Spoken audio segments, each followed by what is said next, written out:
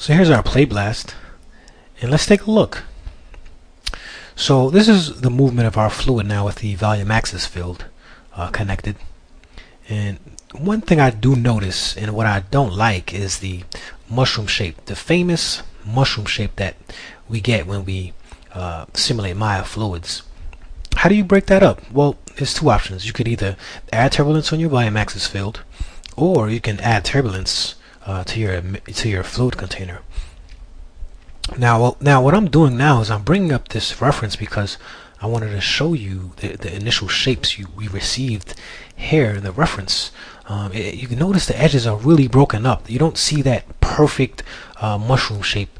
So what I did was I keyed the turbulence of my fluid container from frames 0 to 20 with a value of 3, and I keyed it to have it gradually lose its turbulence to a value of 0.01. I have this on reverse playback. There we go.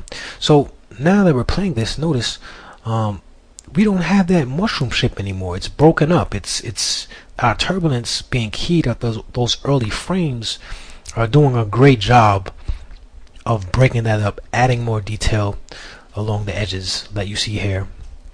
And I'm pretty happy with that.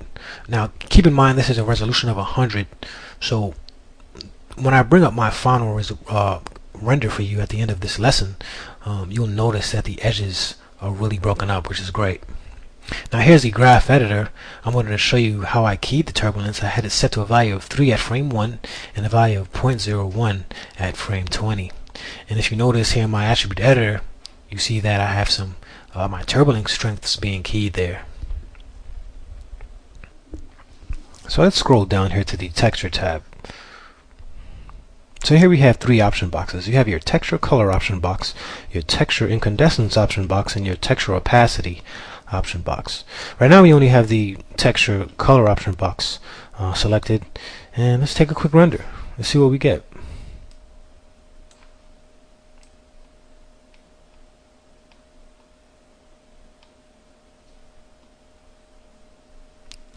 So that's nice. So we're going to get a lot more detail and a lot more options once we texture with incandescence.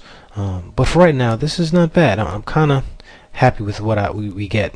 That render took 27 seconds. So for this lesson, what I'll do is I'll take my anti-aliasing down to 0, and I will also, under shading quality, take that down to 0.75. Now this is great because it speeds up your render tremendously, but at the same time you don't get any artifacts.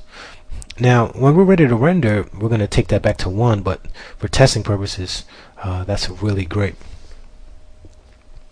Now what I did right here was I enabled my RPR rendering, and what's really great about RPR rendering is it's going to be able to tell us updates. So any setting we change, it's going to update on the fly. So it's really awesome. Now I'm going to pull up the help docs here because I want to explain to you the difference between fixed and grid with the coordinate method.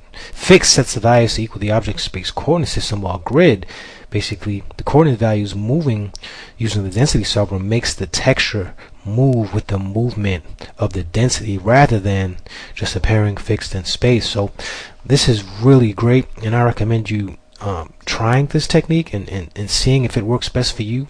But you can get some really nice results utilizing the grid function and animating certain parameters like texture time and texture origin. So things like that can really give you some nice results.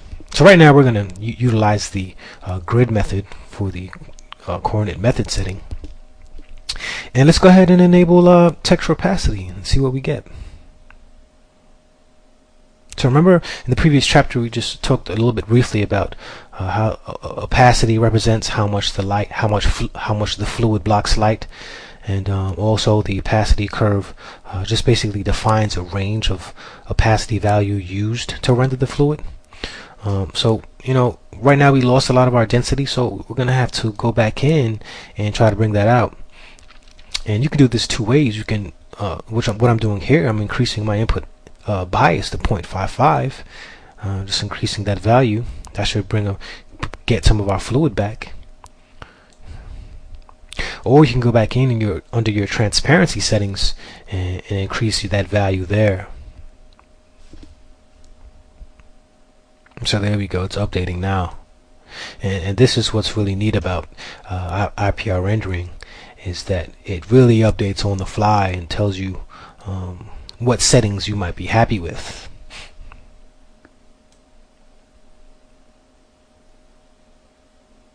So once again, the opacity input bias, I have it set to 0.55, but you know, the opacity input bias, basically what that's doing is it's adjusting the sensitivity of the selected opacity input used. So I think that's a bit much, so I think I'm going to go back down to 0.55 and work from there.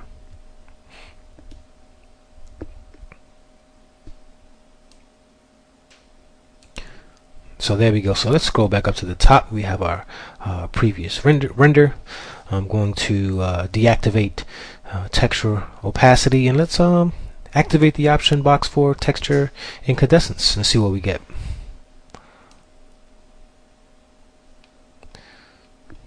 There we go. So you notice we lost a lot of our heat, we lost a lot of our intensity, and that's fine. It's just a matter of just going in our transparency and taking that down a bit. So our transparency was set too high utilizing this this parameter, so let's take that down to 0.5 and see what we get.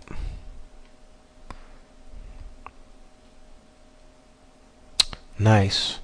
So you notice our shading is a little bit different now from our previous render, and that's totally acceptable. The reason why we're getting these different values of in soft diffuse oranges is because now it's pulling data from our incandescence ramp that we created. So right now I'm going to give a frequency ratio value of from 2. Let's change that from 2 to 3 and see what we get. Also, I'm going to adjust my depth max setting from 3. I'm from 2. I'll make that 3. It's nice. So you see all that extra detail we get there. So now we're getting a lot more detail, which is great.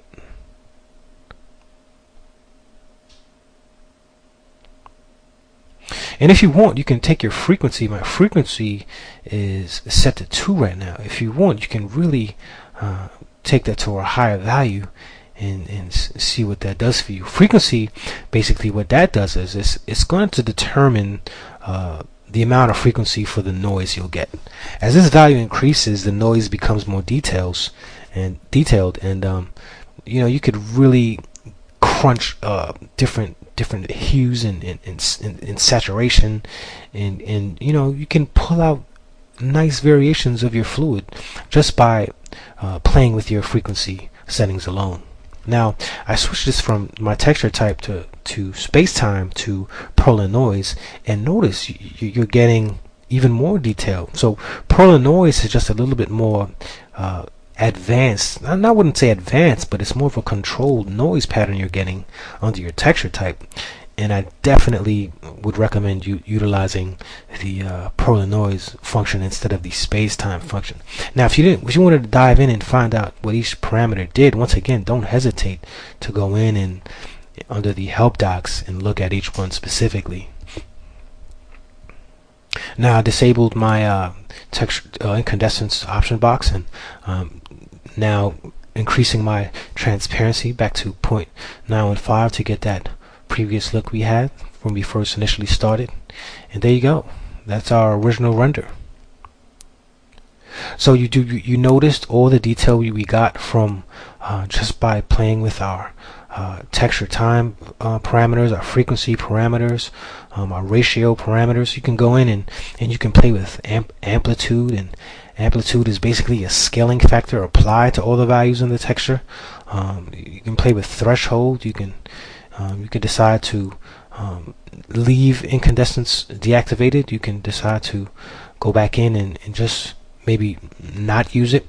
So here I have my help menu up again, and what I like to do is just a little bit to talk about texture time. And basically this is the attribute you use to animate your texture. So if you're using space-time Perlin noise, with that simple expression we typed, this is going to animate that over time, so your pattern is going to constantly change. And that's what's really neat about this feature is it allows us to create artistic. We can go in any direction we want artistically and create any look of our effect that we want. So here's the final render, and I'll play it through for you. And this is what we have. So I added a few post effects to it. I color corrected it. I added a little bit of motion blur. I did those small things on the side just to make it a lot more fun and attractive. But you can take this in any direction you want. So I'm glad you guys enjoyed the lesson. See you in the next chapter.